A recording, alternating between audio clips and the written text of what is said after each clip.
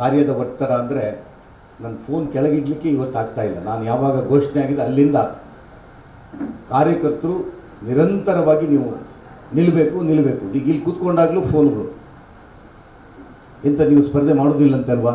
ಏನು ಸರ್ ನಾವೆಲ್ಲ ನಿಮಗೆ ಇಷ್ಟು ತಯಾರಿ ಮಾಡಿ ಆಗಿದೆ ಅಂತ. ನಾನು ಹೇಳಿದೆ, ಚುನಾವಣಾ ಕಚೇರಿ ಉದ್ಘಾಟನೆ ಹೇಳಿದ್ದೇನೆ, ಆ ಪ್ರಶ್ನೆ ಇಲ್ಲ. ನಾನು ನಿರ್ಧಾರ ಮಾಡುವ ಮೊದಲು 100 ಸತಿ ಯೋಚನೆ ಮಾಡಿದ್ದೇನೆ, 1000 ಸತಿ ಯೋಚನೆ ಮಾಡಿದ್ದೇನೆ. ನನಗೆ ನನ್ನ ಮನಸ್ಸಾಕ್ಷಿಗೆ ನಾನು ಮಾಡ್ತಾ ಇರುವಂಥದ್ದು ಸರಿ ಅಂತ ಅನಿಸಿದೆ. ಹಾಗಾಗಿ ನಾನು ಸ್ಪರ್ಧೆ ಮಾಡ್ತಾ ಇದ್ದೇನೆ. ಹಾಗಾಗಿ ಯಾವುದೇ ಕಾರಣಕ್ಕೆ ಹಿಂದೆ ಸರಿಯುವಂಥ ಪ್ರಶ್ನೆ ಇಲ್ಲ ಅಂತ. ನಾನು ಸ್ಪರ್ಧೆ ಮಾಡೋದು ಅಂತ ಪ್ರಕಟಿಸಿದ ನಂತರ ತುಂಬ ನಾಯಕರುಗಳು, ರಾಜ್ಯ ಮಟ್ಟದ ನಾಯಕರುಗಳು ನನಗೆ ಸಂಪರ್ಕಿಸಿದರು. ದುರ್ದೈವ ಹೇಳಿದರೆ, ಒಬ್ಬ 3 ಬಾರಿ ಶಾಸಕನಾದಂಥವನು, ಪಕ್ಷದಲ್ಲಿ ಇಷ್ಟು ಕೆಲಸ ಮಾಡಿದಂಥವನು, ಆದರೆ ನಾನು ಸ್ಪರ್ಧೆ ಮಾಡ್ತೇನೆ ಅಂತ ಪ್ರಕಟಿಸುವವರೆಗೆ ಯಾರಿಗೂ ಒಂದು ಮಾತಾಡಿಸ್ಬೇಕು ಅಂತ ಅನಿಸ್ಲಿಲ್ಲ. ಕ್ಯಾಂಡಿಡೇಟ್ ಅಂತ ಡಿಕ್ಲೇರ್ ಆದಂಥ ಡಾಕ್ಟರ್ ಧನಂಜಯ ಸರ್ಜಿಯವರು ನಿನ್ನೆ 7:30 ಗಂಟೆಗೆ, ನನ್ನ ಹತ್ರ ದಾಖಲೆ 7:30 ಗಂಟೆಗೆ ಮಿಸ್ ಕಾಲ್ ಕೊಟ್ಟಿದ್ದಾರೆ. ನಾನು ಎತ್ತಲಿಲ್ಲ.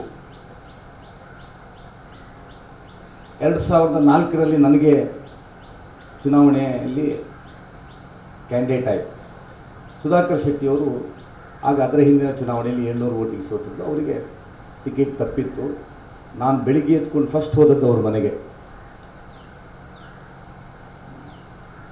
ಆದರೆ ಅಭ್ಯರ್ಥಿಯು ನನ್ನನ್ನು ನಿನ್ನೆ ಮಿಸ್ ಕಾಲ್ ಕೊಟ್ಟು ಬಿಟ್ಟರೆ ಅದರ ನಂತರ ಆಗಲಿಲ್ಲ.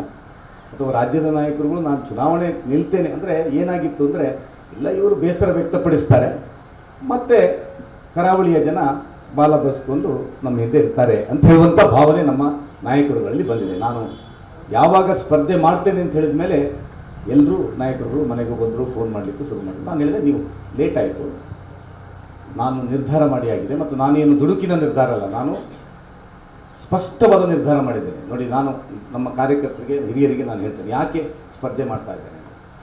ನಾನು 2023ರಲ್ಲಿ ನನಗೆ ವಿಧಾನಸಭೆಗೆ ಚುನಾವಣೆ ಟಿಕೆಟ್ ನಿರಾಕರಿಸಲು ತುಂಬ ಬೇಸರ ಆಯಿತು ನನಗೆ. ಯಾಕಂದರೆ ಸಂಜೆವರೆಗೂ ನಾಯಕರು ಇಲ್ಲ 2 ಬ್ರಾಹ್ಮಣರಾದರೂ ನಿಮಗೆ ಕೊಡ್ತೇವೆ, ನಿಮ್ಮನ್ನು ಬಿಡ್ಲಿಕ್ಕಾಗೋದಿಲ್ಲ, ಎಲ್ಲ ಸಂಘದ ಹಿರಿಯರಿಂದ ಹಿಡಿದು ಎಲ್ಲರೂ ಆ ರೀತಿಯನ್ನು ಹೇಳ್ತಾ ಇದ್ದರು. ನಾನು ಆಗ್ತದೆ ಅಂತ ಎಲ್ಲರೂ ಕಾರ್ಯಕ್ಕೆ ಇಲ್ಲ ಅಂತ ಹೇಳಿ ಆಗ್ತದೆ ಅಂತಿರುವಾಗ ಟಿ ವಿ ನೋಡುವಾಗ ಇಲ್ಲ ಅಂತ ಗೊತ್ತಾಯಿತು. ತುಂಬ ಬೇಸರ ಆಯಿತು. ನನ್ನ ನಡೆಸ್ಕೊಡಂಥ, ನಿಮ್ಗೆ ಗೊತ್ತಿದೆ ಆಗ ಕೊಟ್ಟಂಥ ಸ್ಟೇಟ್ಮೆಂಟು ನನ್ನ ನಡೆಸ್ಕೊಂಡಂಥ ರೀತಿ ಅಂತ. ಆನಂತರ ನಾನು ರಾತ್ರಿ ನನ್ನ ಮನಸ್ಸೊಟ್ಟಿಗೆ ಈ ಸರ್ತಿ ಮಾಡಿದಾಗೆ ಸ್ಪರ್ಧೆ ಮಾಡಿದೆ. ನನಗೆ ಒಂದಷ್ಟು ಕನ್ವಿನ್ಸ್ ಆಯಿತು. ಏನು ಅಂತ ಹೇಳಿದರೆ, ನಾನು ಕೆಲವೊಮ್ಮೆ ಚುನಾವಣೆಯಲ್ಲಿ ಕ್ಯಾಂಡಿಡೇಟ್ ಘೋಷಣೆ ಮಾಡುವಾಗ ಸಾಮಾಜಿಕ ನ್ಯಾಯವನ್ನು ನೋಡ್ತೇವೆ. ಇಲ್ಲಿ 3 ಜಿಲ್ಲೆಯಲ್ಲಿ ಒಂದು ಮೀನುಗಾರ ಪ್ರತಿನಿಧಿಗೆ ಕೊಡಬೇಕಿತ್ತು, ಬೇರೆ ಎಲ್ಲಿಯೂ ಕೊಡುವಂಥ ಅವಕಾಶ ಇರಲಿಲ್ಲ. ಇಲ್ಲಿ ಯಾರು ನಿಂತರೂ ಗೆಲ್ತಾರೆ ಅಂತ ಹೇಳುವಂಥ ಪರಿಸ್ಥಿತಿ ಇತ್ತು. ಮತ್ತು ಒಂದು ಪಕ್ಷಕ್ಕೆ, ಮೀನುಗಾರ ಸಮಾಜಕ್ಕೆ ಕೊಡಬೇಕಾದಂಥದ್ದು ಸಾಮಾಜಿಕ ನ್ಯಾಯದಿಂದ ಕರ್ತವ್ಯ ಹೌದು, ಅದು ಅನಿವಾರ್ಯತೆಯೂ ಹೌದು. ಹಾಗಾಗಿ ಆ ನಿರ್ಧಾರವನ್ನು ಪಕ್ಷ ಲಾಸ್ಟ್ ಮಿನಿಟಿಗೆ ಮಾಡಿತ್ತು ಅಂತ ನನಗೆ ಕನ್ವಿನ್ಸ್ ಆಯಿತು. ಎರಡನೇದು, ಕೊಟ್ಟಂಥ ಕ್ಯಾಂಡಿಡೇಟು ನಮ್ಮ ಪಕ್ಷದ ಕಾರ್ಯಕರ್ತರೇ ಕೆಲಸ ಮಾಡಿದಂಥವ್ರು. ಹಾಗಾಗಿ ನನಗೂ ಕನ್ವಿನ್ಸ್ ಆಯ್ತು, ಇರಲಿ ಮನಸ್ಸಿಗೆ ಎಷ್ಟೇ ಬೇಜಾರಾದರೂ ಅದರ ಹಿಂದೆ ನಡೆದಂಥ ಷಡ್ಯಂತ್ರಗಳು ಯಾರೆಲ್ಲ ಏನೆಲ್ಲ ಮಾಡಿದ್ದಾರೆ ಅಂತ ಹೇಳುವಂಥದ್ದು ಗೊತ್ತಿದ್ದರೂ ನನ್ನ ಪಕ್ಷಕ್ಕೋಸ್ಕರ ನಾನು, ಅದು ರಾಜ್ಯದ ಚುನಾವಣೆ, ನಾಳೆ ರಾಜ್ಯದಲ್ಲಿ ನಮಗೆ ಅಧಿಕಾರ ಚುಕ್ಕಾಣಿ ಹಿಡಿಬೇಕು, ನಾನೇನೋ ನನಗೆ ಬೇಸರದ್ದನ್ನು ತೋರಿಸ್ಕೊಂಡು ಪಕ್ಷಕ್ಕೆ ತೊಂದರೆ ಆಗಬಾರ್ದು ಅಂತ ಹೇಳುವ ಕಾರಣಕ್ಕೋಸ್ಕರ ನಾನು ಗಟ್ಟಿ ನಿರ್ಧಾರ ಮಾಡಿದಂತೆ. ನನಗೆ ಒತ್ತಡ ಇತ್ತು. ಇವತ್ತು ಹೇಳ್ತೇನೆ, ನನಗೆ ಕಾಂಗ್ರೆಸ್ ಪಕ್ಷದಿಂದ ಒತ್ತಡ ಇತ್ತು, ಪಕ್ಷೇತರವಾಗಿ ನಿಲ್ಲಬೇಕು ಅಂತ ಒತ್ತಡ ಇತ್ತು. ಆದರೆ ನಾನು ಯಾವುದಕ್ಕೂ ಮಣಿಯದೆ ಪಕ್ಷಕ್ಕೋಸ್ಕರ ನಿಂತೆ. ಆದರೆ ಈ ಸರ್ತಿ ನಾನು ಯೋಚನೆ ಮಾಡುವಾಗ ನನಗೆ ಯಾವ ದೃಷ್ಟಿಯಲ್ಲೂ ಕನ್ವಿನ್ಸ್ ಆಗಿಲ್ಲ. ಯಾಕೆ ನಾನು ಕೆಲಸ ಮಾಡಬೇಕು, ಯಾಕೆ ನಾನು ವಾಪಸ್ ಬರಬೇಕು, ನನಗೆ ಕನ್ವಿನ್ಸ್ ಆಗಲಿಲ್ಲ. ನಾನು ಯೋಚನೆ ಮಾಡಿದೆ. ವಾಸುದೇವ್ ಭಟ್ರು ಹೇಳಿದರು, ಭೌಗೋಳಿಕವಾಗಿ 40 ವರ್ಷದಿಂದ ಇಲ್ಲಿಗೆ ಪ್ರಾತಿನಿಧ್ಯ ಕರಾವಳಿ ಮತ್ತು ಮಲೆನಾಡನ್ನು ಡಿವೈಡ್ ಮಾಡಿ ಮಾಡ್ತಾ ಇತ್ತು. ಇದು ಜೊತೆಯಾಗಿ ನಡೆಯುವಂಥ ಚುನಾವಣೆ. ಶಿವಮೊಗ್ಗಕ್ಕೆ ಒಂದು ಕೊಟ್ಟರೆ ಉಡುಪಿಗೆ ಒಂದು ಕೊಡ್ತಾ ಇತ್ತು. ಇಲ್ಲಿ ಶಿಕ್ಷಕರ ಪ್ರತಿನಿಧಿ ಇತ್ತು, ಇಲ್ಲಿ ಇದಿತ್ತು. ಸೊ ಇಲ್ಲಿ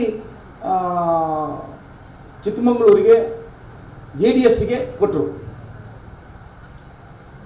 JDSಗೆ ಕೊಡಬೇಕಾದ, ಅದು ಯಾಕೆ ಕೊಟ್ಟರು ಅನಿವಾರ್ಯ, ನಾನು ಅದನ್ನು ಚರ್ಚೆ ಮಾಡಲ್ಲ. ರಾಷ್ಟ್ರೀಯ ನಾಯಕರುಗಳು ಚರ್ಚೆ ಮಾಡಿದ್ದು, ನಾನು ಅದನ್ನು ಚರ್ಚೆ ಮಾಡಲ್ಲ. ಓಕೆ, ಅಲ್ಲಿ ಕೊಟ್ಟ ಮೇಲೆ ಸ್ವಾಭಾವಿಕವಾಗಿ ನಮ್ಮ ಕರಾವಳಿಯ ಭಾಗಕ್ಕೆ ಪ್ರಾತಿನಿಧ್ಯ ಸಿಗಬೇಕಿತ್ತು.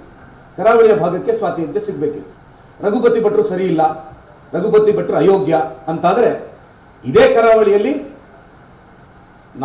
ನಮ್ಮನ್ನ ಕಟ್ಟಿ ಬೆಳೆಸಿದಂಥ ಹಿರಿಯರುಗಳು ಕೇಳಿದರು. ಮೌನ ಭಂಡಾರಿ ಅಂತ ಹಿರಿಯರು ಭಾಳ ಕೇಳಿದರು, ನಮಗೆ ಕೊಡಿ ಅಂತ ಹೇಳುವಂಥದ್ದು. ತುಂಬ ಜನ ಬೇರೆ ಬೇರೆಯವರು ಕೇಳಿದ ಯೋಗ್ಯರಿದ್ರು.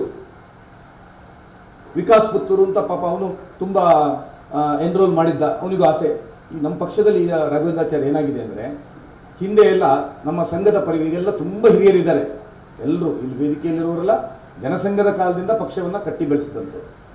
ನಮ್ಮ ಪಕ್ಷದಲ್ಲಿ ಏನಾಗಿದೆ ಅಂತ ಹೇಳಿದರೆ, ಮುಂಚೆ ಯಾರಾದರೂ ಒಬ್ಬ ಅಪೇಕ್ಷೆ ಪಡ್ಕೊಂಡು ಹೋದ್ರೆ MLA ಆಗ್ತೇನೆ, ಅವರು ಸ್ಪಷ್ಟವಾಗಿ ಹೇಳ್ತಾ ಇದ್ರು, ನೋಡಪ್ಪ ನೀನು ಸುಮ್ಮನೆ ಇದನ್ನೆಲ್ಲ ನೀನು ಪಕ್ಷ ಕೆಲಸ ಮಾಡು, ಇನ್ನೊಂದು 5 ವರ್ಷ ಕೆಲಸ ಮಾಡು, ಅಥವಾ ಹಾಗೆ ಮಾಡು ಹೀಗೆ ಮಾಡು ಅಂತ ಹೇಳ್ತೀವಿ. ಈಗ ಏನಾಗಿದೆ ಅಂದರೆ, ಅದು ಸಂಘ ಪರಿವಾರದಲ್ಲಿರ್ಬೋದು, BJP ಇರ್ಬೋದು, ಒಬ್ಬ ಹೊಸ ಯಾರು ಬಂದು ಹೋಗಿದ್ದು, ನೀನು ಪ್ರಯತ್ನ ಮಾಡು, ನಿನಗೆ ಕೊಡ್ತೇವೆ. ಕಳೆದ ನಮ್ಮ ವಿಧಾನಸಭೆ ಚುನಾವಣೆಯಲ್ಲೂ ಹಾಗೆ ಆಗಿದೆ. ನೀನು ಪ್ರಯತ್ನ ಮಾಡು, ಆಗ್ತದೆ, ಸ್ವಲ್ಪ ಜನರೊಟ್ಟಿಗೆ ಓಡಾಡಿಕೊಂಡಿರು. ಈ ಸ್ವಭಾವಗಳು, ಈ ಸಂಸ್ಕೃತಿಗಳು ನಮ್ಮ ಪಕ್ಷದಲ್ಲಿ ಅನಿವಾರ್ಯವಾಗಿ ಬಂದಿದೆ. ಇದು ಇರಲಿಲ್ಲ ಮುಂಚೆ. ಹಾಗೆ ಹೇಳ್ತಾರೆ, ಪಾಪ ಪಕ್ಷಗಳು ಕೇಳ್ತಾ ಮಾಡ್ತಾರೆ, ಮತ್ತೆ ಅವರಿಗೆ ಬೇಸರ ಆಗುವಾಗ ಆಗ್ತದೆ. ಆ ರೀತಿಯ ಹೇಳ್ಕೊಂಡು ತುಂಬ ಜನ ತಿರುಗಿದ್ರು. ಆದರೆ ನನಗೆ ಕನ್ವಿನ್ಸ್ ಆಗಲಿಲ್ಲ. ಯಾಕೆ ಕೇಳಿದರೆ, ಭೌಗೋಳಿಕವಾಗಿ ನಮಗೆ ಅನ್ಯಾಯ ಆಗಿದೆ. ಪಕ್ಷದ ಒಂದು ಸಂಸ್ಕೃತಿಯನ್ನು, ಸಂಪ್ರದಾಯವನ್ನು ಮುರಿದಿದ್ದಾರೆ ಪಕ್ಷದವರು. ಯಾರು ನಿರ್ಧಾರ ಮಾಡಿದ್ದಾರೆ ಅವರು ಕರಾವಳಿಗೆ ಕೊಡಲೇಬೇಕಿತ್ತು, ಅದು ಅನಿವಾರ್ಯವಾಗಿತ್ತು. ಆದರೆ ಕರಾವಳಿಗೆ ಅನ್ಯಾಯವಾಗಿದೆ, ಆಯ್ಕೆಯಲ್ಲಿ ಆಗಲಿಲ್ಲ.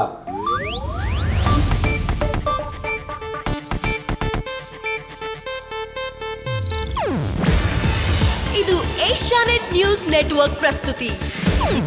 ನೀವು ನೋಡ್ತಿದ್ದೀರಾ ಏಷ್ಯಾನೆಟ್ ಸುವರ್ಣ ನ್ಯೂಸ್.